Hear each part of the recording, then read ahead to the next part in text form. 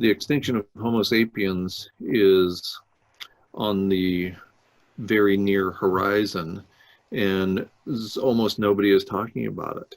How could that occur? Well, the loss of habitat, obviously. We are human animals.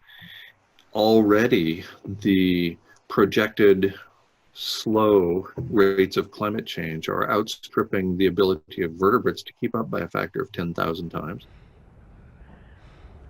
But we are at the highest temperature ever experienced by Homo sapiens on Earth already.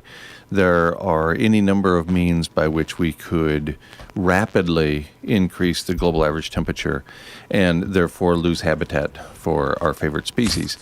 So that's what I've been focusing on rather than on a particular date or a particular year. I think that your grandson, unfortunately, doesn't have much of a run on planet Earth because we are so close to triggering any number of processes that would preclude habitat for humans. You know, don't. Well, I hope you're wrong. Yeah, I don't know anybody who hopes I'm right, yeah, and that includes me. And you know, these extreme weather events around the world. Right. This civilization, like all its predecessors, depends upon the ability to grow, store, and distribute grains at scale. Let him go! These little birds' nests found near the front line show how the war in Ukraine is shaping its wildlife. Come on and finish it.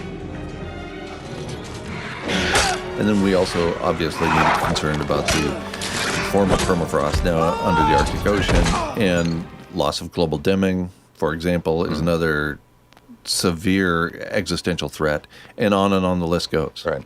Basically, there's nothing more we can do. Well, because of the rapid changes and because of what's come to be known as the McPherson paradox. Woven from grass and fibre optic cable, the nests are delicate and were sent to Kyiv's War Museum by the armed forces. In Ukraine's frontline regions, the cables glisten in the sunlight like giant spiders' webs. If we keep heating the planet, it'll take us beyond the ability to survive.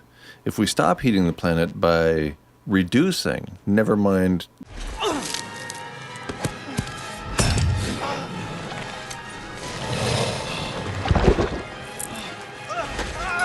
making it go away, but reducing industrial activity by as little as 35%, that will cause a spike in temperature well beyond the temperature at which humans have appeared on the planet. Because we're cutting down on air pollution? Yes.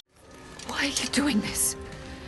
The war lies to the east. You cannot leave on the eve of battle. Because of global dimming or the Right. aerosol masking effect, Right. indicating that we have ignored the aerosol masking effect to great detriment in terms of understanding climate change. Paper after paper shows within the last 10 years they just keep reeling out and indicating that the planet is far more sensitive than we ever imagined. They can stretch for 12 miles, tangled in trees and draped across fields and rooftops along the 746-mile front line. Little wonder that birds have begun repurposing them, and troops are finding their handiwork. О, така штука. That's impressive. Сильно. Where is the ring? Stay away! For Jana Rinko, a senior researcher at the museum, the nests demonstrate the changing nature of the war. She says, "I don't recall seeing such nests in 2022, the year Russia launched its full-scale invasion."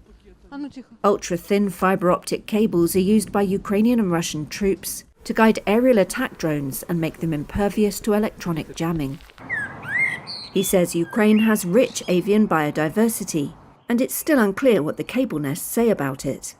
Climate change is occurring too rapidly for mammals to keep up.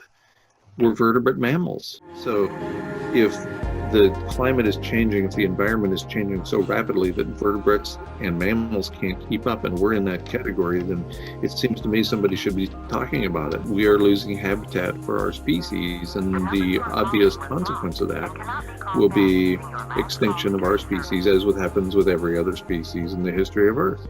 Lose habitat, you lose the species.